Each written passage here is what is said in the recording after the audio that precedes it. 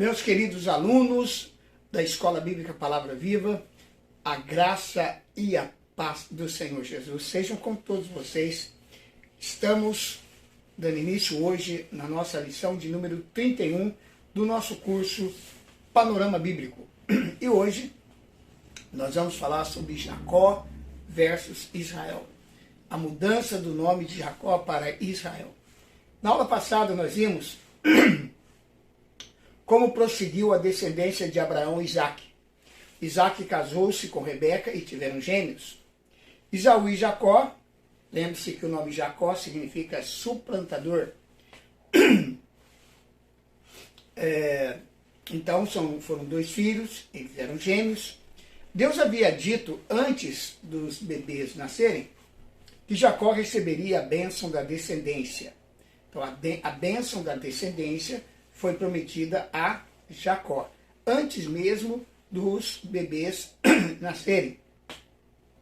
E vimos que ele recebeu essa promessa de seu pai. Por causa de Isaque e Rebeca estarem divididos quanto à preferência dos filhos, é que Jacó recebeu a promessa de uma forma não preparada por Deus. Porém, a promessa, o pacto eterno prevaleceu, a despeito da forma errada e indevida que Jacó foi lá e conquistou o seu direito à promessa. Então Isaque ordena que Jacó vá para a terra da família de Rebeca, para ele não se casar com alguém de Canaã. No caminho de Padarã, Jacó tem um sonho, e nesse sonho Deus confirma a promessa para Jacó. Aí Jacó tem uma visão dos céus e recebe a promessa de Deus, de acordo com o relato que está em Gênesis 28, do versículo 10 ao 17. Isaque chamou Jacó, o abençoou e deu a ele uma ordem, dizendo: não tomes mulher dentre as filhas de Canaã. Levanta-te, vai a Padarã, a casa de Betuel, pai de tua mãe, e toma de lá uma mulher dentre as filhas de Labão, irmão de tua mãe. Deus Todo-Poderoso te abençoe e te faça frutificar e te multiplique, para que venhas a ser uma multidão de povos. E te dê a bênção de Abraão, a ti e a tua descendência contigo, para que herdes a terra de tuas peregrinações, que Deus deu a Abraão. Assim despediu Isaque a Jacó, o qual foi a Padarã, a Labão, filho de Betuel, arameu, irmão de Rebeca, mãe de Jacó e de Esaú. Ora, viu Esaú que Isaque abençoara a Jacó e o enviara a Padarã para tomar de lá a mulher para si, que abençoando-o e ordenara, dizendo: não tomes mulher dentre as filhas de Canaã. E que Jacó, obedecendo a seu pai e a sua mãe, fora a Padarã, vendo também Esaú que as filhas de Canaã eram más aos olhos de Isaque, seu pai. Foi-se Esaú a Ismael, e, além das mulheres que já tinha, tomou por mulher a Malate, filha de Ismael, filho de Abraão, irmã de Nebaiote. Partiu, pois, Jacó de Beerseba e se foi em direção a Arã. Depois da chegada de Jacó a Padarã, sucedeu alguns fatos. Então vamos ver esses fatos por ordem. Primeiro, Jacó encontra a casa do seu tio Labão, irmão de Rebeca, e se casa com Lia, que era filha de Labão. A Lia era a filha mais velha. Então o que aconteceu? Quando Jacó chegou lá, ele se apaixonou por Raquel. Raquel era a filha mais nova, mais bonita, Mas Labão, muito esperto, ele queria muito casar a filha mais velha, que estava difícil de casar. Então, o que ele fez? Ele propôs que Jacó trabalhasse para ele 7 anos, para então poder casar com Raquel. Labão trabalhou por 7 anos, cumpriu sua obrigação perfeitamente, mas ao final ele se mancomunou lá com seus filhos, eles embebedaram Jacó e Lia, foi combinado que Lia usasse um véu sobre o rosto durante toda a cerimônia e tal. E quando eles entraram na tenda para consumar o casamento, então Jacó se casa com Lia. Aí Jacó, muito bravo, foi tirar satisfação com seu tio. Ele falou: não, mas É assim o costume aqui. Primeiro caça a filha mais velha, depois caça a filha mais nova. Mas não fique preocupado não fique bravo. Eu te dou, Raquel, por mais 7 anos de trabalho. Só que agora você não precisa trabalhar 7 anos. Assim que passar o período da lua de mel com Lia, eu já te dou imediatamente Raquel como esposa. Então, Jacó se prontificou a trabalhar mais 7 anos para o seu tio de graça, para poder casar-se com Raquel. E nasceram os filhos de Jacó, de Leia, Raquel e de suas servas. Então, há toda uma história aqui em que Raquel não conseguia engravidar, né? E aí, então, começa uma disputa entre as duas para ver quem dava filhos para Jacó. E aí, então, Lia e Raquel começam a dar servas para que Jacó também possa fazer filhos com elas. No final das contas, Raquel e as suas servas, Lia, Raquel e suas servas, concederam a Jacó 12 filhos, que dariam origem às 12 tribos de Israel: Ruben, Simeão, Levi, Judá, Issacar, Zebulon, Benjamim, Dan, Naftali, Gade, Azer e José. A promessa de Deus a Abraão e Isaac também foi oferecida a Jacó, mas isso não era suficiente para o neto, não bastava apenas a promessa ser dada. Jacó precisava estabelecer o seu próprio relacionamento com Deus. Nós vamos observar que Abraão teve um relacionamento bem íntimo com Deus. Jacó já foi menos. Aliás, Isaac foi menos. Jacó, menos ainda. A grande verdade, queridos, é que Deus ele não possui netos. Deus só possui filhos. Certo? Então, cada um de nós precisa ter um relacionamento pessoal com Ele. Nós não somos abençoados com base no relacionamento dos nossos pais com Deus, dos nossos discipuladores com Deus. Não. Cada um de nós precisa ter o seu relacionamento pessoal com Deus, né? Ter o seu envolvimento com Deus, ouvir a voz de Deus, seguir a direção de Deus. Então, Jacó precisou ter a sua experiência com Deus.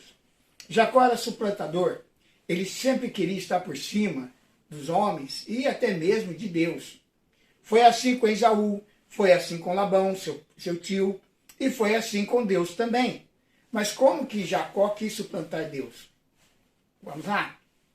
Com Deus, acontecia o seguinte: Jacó fazia todos os planos e depois ele falava com Deus: Senhor, abençoa o meu plano, livra-me.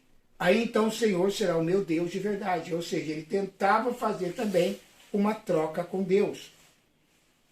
Em Gênesis capítulo 28, do versículo 18 a 22, a palavra de Deus nos conta que Jacó levantou-se de manhã cedo, tomou a pedra que pusera debaixo da cabeça e a pôs como coluna, e derramou-lhe azeite em cima, e chamou aquele lugar Betel, porém o nome da cidade antes era Luz. Fez também Jacó um voto dizendo: se Deus, olha só agora o voto, hein? Olha o voto. Se Deus for comigo e me guardar neste caminho que vou seguindo, e me der pão para comer e vestes para vestir, de modo que eu volte em paz à casa de meu pai, e se o Senhor foi o meu Deus, então esta pedra que tenho posto como coluna será a casa de Deus, e de tudo quanto me deres, certamente te darei o dízimo. Tem muita gente que faz esse voto de Jacó, não é verdade? Não, se o Senhor me abençoar, eu darei o dízimo. Se eu receber aumento, eu te darei o dízimo. Se eu for promovido, eu vou te dar o dízimo. Como se o dízimo fosse um tipo de instrumento de troca com Deus. Nós precisamos entender bem, né, o que é essa questão do dízimo. Eu tenho um seminário que pretendo em breve trazer aqui na Escola Bíblica, que se chama As Chaves que Abrem a Janela do Céu, aonde, dentre outras coisas, nós vamos explicar claramente, biblicamente, o que é o dízimo. Sabe? O dízimo não é muito o que muita gente pensa, ele não deve ser encarado como uma forma da gente, entre aspas, né, subornar a Deus. Não é isso, certo? Ninguém paga dízimo. Eu já vi muita expressão como essa: eu preciso pagar o dízimo. Não, dízimo não é uma dívida que você contraiu com Deus. A dívida nada mais é do que você devolver para Deus aquilo que já é dele, né? Uma parte do todo que já é de Deus, nós devolvemos a ele. E precisamos entender, Jacó não teve o mesmo nível de fé que tinha o seu avô e nem o seu pai. Então, ele fazia, ou pelo menos tentava fazer essas negociações com Deus. Então, após Jacó ter recebido a promessa de Deus, ele coloca condições a Deus e manifesta a sua incredulidade. Mas Deus pode abençoar alguém na velha natureza? Não, não pode. Então, Deus, ele não desiste de Jacó. Jacó precisa ter uma experiência com Deus, precisa passar por uma transformação interior muito profunda. E quando Jacó está voltando com a família da terra de Canaã, Deus dá um aperto em Jacó, né? É como se Deus falasse assim: Jacó, você é o herdeiro da promessa e agora eu vou te abençoar de verdade. Você não será mais suplantador. Jacó saiu de Padarã e quando chegou num ribeiro chamado Jaboque, sentiu que tinha que permanecer lá. Passou toda a sua família para o rio, porém ele permaneceu sem passar. Então, em Gênesis 32, de 22 a 32, o texto nos conta que Jacó ficou ali, né, e passou a noite naquele lugar. Durante a noite, veio um homem e lutava com ele. E essa luta foi até o romper do dia. Quando o homem viu que não prevalecia contra Jacó, ele tocou-lhe na juntura da coxa e se deslocou a juntura da coxa de Jacó enquanto lutava com ele. Disse o homem: deixa-me ir, porque já vem rompendo o dia. Jacó, porém, respondeu: não te deixarei ir, se não me abençoares. Perguntou-lhe, pois, qual é o teu nome? E ele respondeu: Jacó. Então disse: não te chamarás mais Jacó, mas Israel, porque tens lutado com Deus e com os homens e tens prevalecido. Aí o homem perguntou a Jacó, aí perguntou Jacó para aquele homem: diz-me, peço-te o teu nome. E o homem respondeu: por que perguntas pelo meu nome? E ali o abençoou. Pelo que Jacó chamou o lugar Peniel, dizendo: porque tenho visto Deus face a face e a minha vida foi preservada. E nasceu o sol quando ele passou de Peniel e coxeava de uma perna. Por isso os filhos de Israel não comem até o dia de hoje o nervo do quadril que está sobre a juntura da coxa, porquanto o homem tocou a juntura da coxa de Jacó no nervo do quadril. Essa passagem é estranha, mas é maravilhosa também. Jacó prevaleceu com os homens, lutou com Esaú e conseguiu a primogenitura, lutou pela bênção e conseguiu a bênção, lutou com Labão e venceu Labão, e agora diz que lutou com Deus e ele prevaleceu. Mas a minha pergunta é: será que prevaleceu mesmo? No começo da luta diz que Jacó lutava com um homem e no final vemos que lutou foi com Deus. Não era um homem, simplesmente um homem comum, era Deus. Como nós podemos concluir isso? Pois Jacó diz no verso 30, tenho visto Deus face a face, a minha vida foi preservada. Então ele está afirmando que a luta dele foi contra Deus. Ele entendeu que era Deus. Quando Jacó diz no verso 29, dize-me, peço-te o teu nome. Deus respondeu: por que perguntas pelo meu nome? Deus já havia falado quando mudou o nome de Jacó para Israel, pois a terminação El quer dizer Deus. Não tinha por que Jacó estar perguntando isso. A Bíblia diz que nunca ninguém viu a Deus, o Pai, o Criador. Deus aqui é o próprio Jesus Cristo antes da sua encarnação, né? Antes de Jesus vir à Terra como homem, como ser humano. Estudaremos mais adiante essa questão quando veremos as aparições de Jesus Cristo no Velho Testamento. Toda vez que no Velho Testamento alguém diz que viu, conversou, é tocado por Deus, é uma cristofania. É Jesus Cristo antes da sua encarnação, o Cristo pré-encarnado. Deus é visto só na pessoa de Jesus Cristo. Lutava Jacó com o homem. E o que aconteceu no começo da luta? No verso 25. Vendo este. A quem se refere este? Ao homem que lutava com Jacó. Vendo este que não prevalecia contra Jacó, esta é a nossa resistência com Deus. Isso aqui representa a nossa resistência a Deus. E é quando dizemos não a Deus. Deus vem nos buscar, Deus quer nos salvar e nós resistimos a Deus. Prevalecemos contra Deus. A nossa vontade, o livre-arbítrio é soberano diante de Deus. Porém, às vezes, Deus dá um toque e aí ficamos mancos. Jacó ficou literalmente, fisicamente manco, para que soubesse que não era um sonho, que não era uma visão e que era real. Isto é uma lição para nós, meus irmãos. Na hora que Jacó ficou manco, a carne cedeu e Jacó pediu a bênção. No verso 26, né? Jacó vem e ele pede a bênção e ele diz: eu não vou te largar se você não me abençoar, né? E aí então no verso 28, o anjo diz: tens lutado com Deus e tens prevalecido. Na luta com Deus, quando Deus consegue nos deixar mancos, pedimos a bênção. Nós prevalecemos, isto é, nos submetemos a Ele. O nosso prevalecer não é vencer Deus, muito pelo contrário, é nos deixar vencer por Ele. Nos submetemos a Ele. É o contrário do que o mundo pensa. Agora aqui Jacó prevaleceu a favor de Deus, não contra Deus, mas a favor de Deus. Quando Jacó foi ferido, então que ele entendeu.